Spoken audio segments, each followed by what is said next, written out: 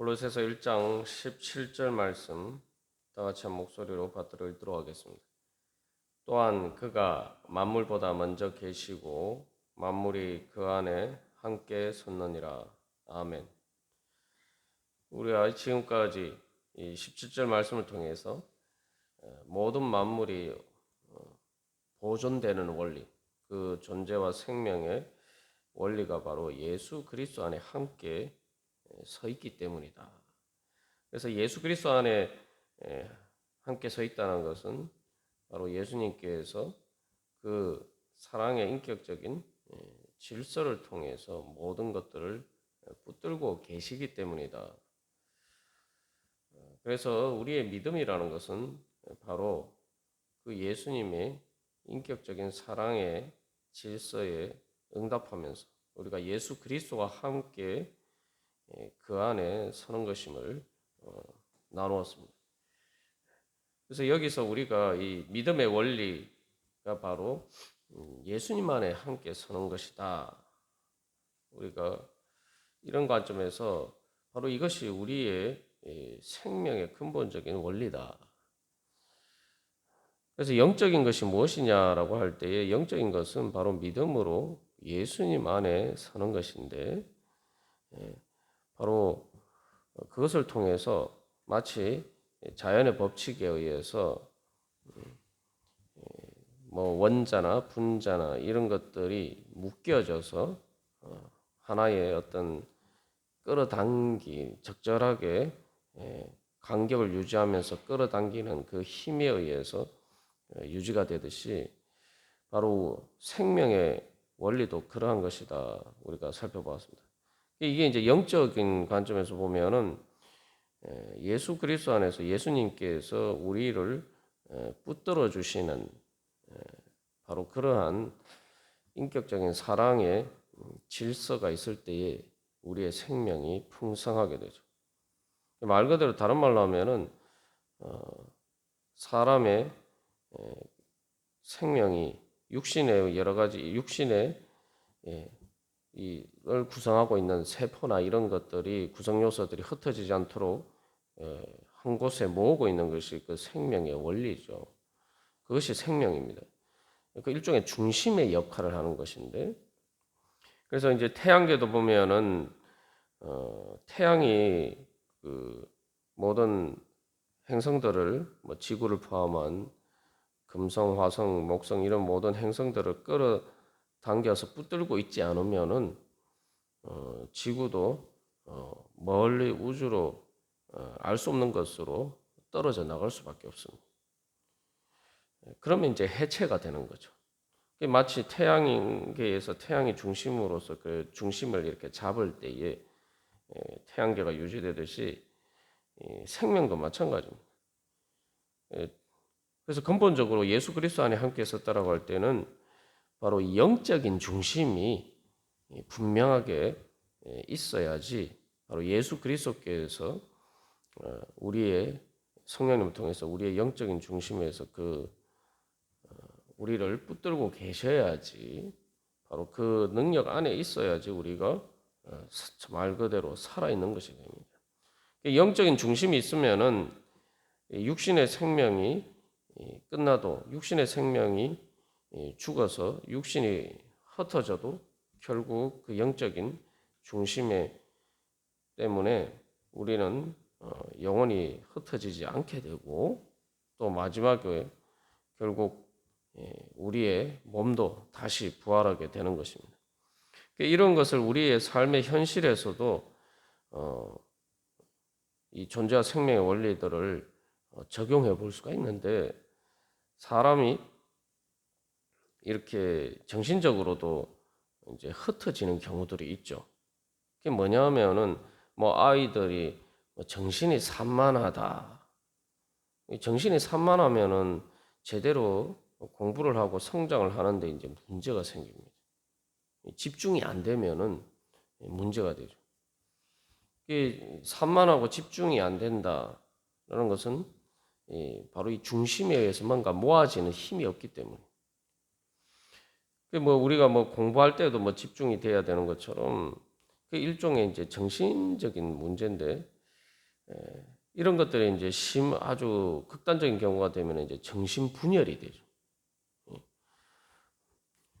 그게 이제 정신적인 생명이 약해지면 그렇게 됩니다.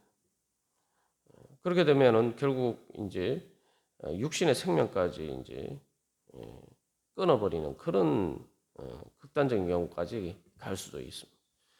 무엇을 말씀드리냐 하면은 이 존재와 생명의 원리라는 것은 예수 그리스도 안에 함께 설 때에 우리 안에 성령님을 통해서 바로 그 예수님의 중심에 의해서 그 하나님의 영광에 의해서 우리의 중심이 모아질 때 그것이 우리의 생명이고 그런 생명이 우리 가운데 역사할 때 우리가 이제 집중이 되게 돼요. 집중이 되고 내 정신이 흩어지는 것이 아니라 바로 하나님을 향해서 바른 초점을 가지고 모든 것을 또 볼 수 있는 능력이 생기게 됩니다. 사도 바울이 앞에서 지혜와 총명에 대해서 이야기를 했습니다만 우리가 어떤 예를 들면 카메라로 사진을 찍거나 또 뭐 비디오도 마찬가지고 모든 영상에서 중요한 것은 뭡니까? 초점이 맞아야 돼요. 초점이 맞지 않으면 다 흐릿하게 보입니다. 우리의 정신도 마찬가지. 그래서 바로 이 정신의 초점을 모아주는 것이 바로 영적인 것이고 그게 바로 예수 그리스도 안에서 함께 설 때에 예수님께서 그 모든 것들을 붙들어 주실 때에 우리의 영적인 초점이 예수 그리스도를 향해서 맞추어질 때에 우리에게 지혜와 총명이 생기게 되고 또 모든 삶의 생명의 힘도 거기서 생기게 됩니다. 그 힘이라는 게 뭡니까? 그래서 뭔가를 내가 꽉 쥘 수 있는 거죠.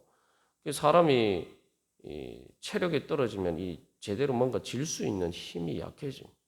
죽으면 완전히 맥이 탁 풀리죠. 사람 힘이 없어도 그렇죠.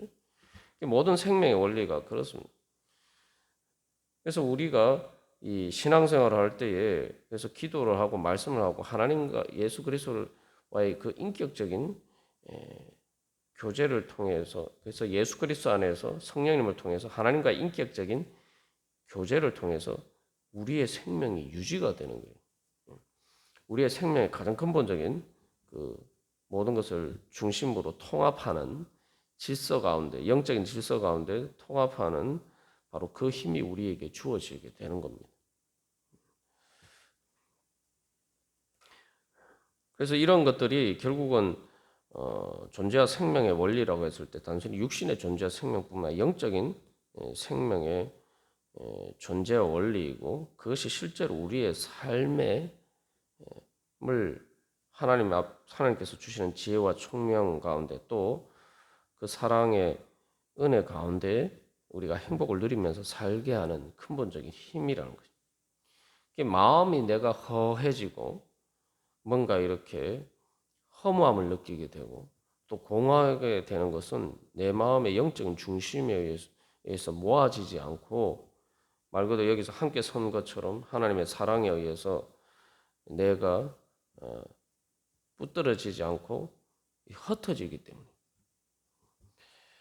이런 문제들이 발생하면은 이제 여러 가지 마음도 허해지고 또 행복하지 않게 되고 마음의 소망이 사라지고 생명의 힘이 사라지고 또 실제로 뭐 학생들 같은 경우에는 이 공부를 하거나 어떤 자기 일을 할 때 집중할 수 없게 되고 산만하게 되어서 또 한 걸음 더 나가면 방황하게 되고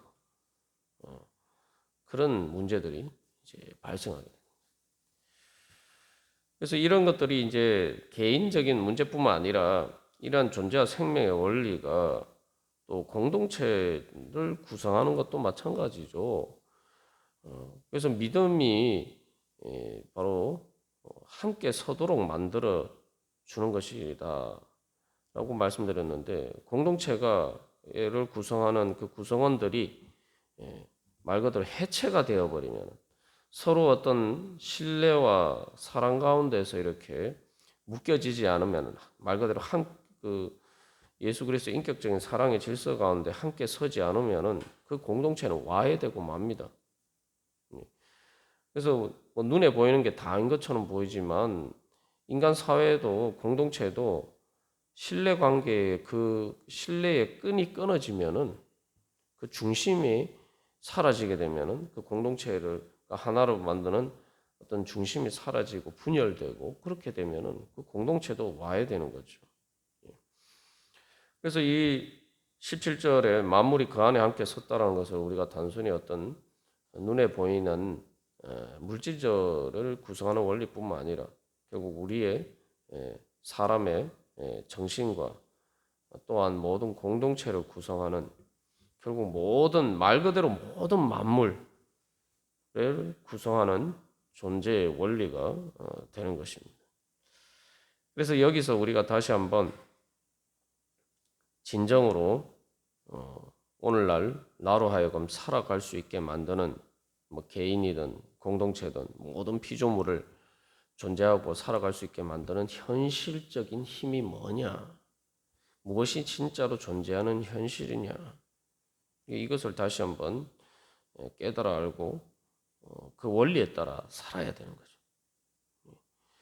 그래서 뭐 주님의 말씀을 따르고 하는 결국 그 모든 문제들이 결국 내가 존재하느냐 존재하지 않느냐 그런 문제라는 거죠.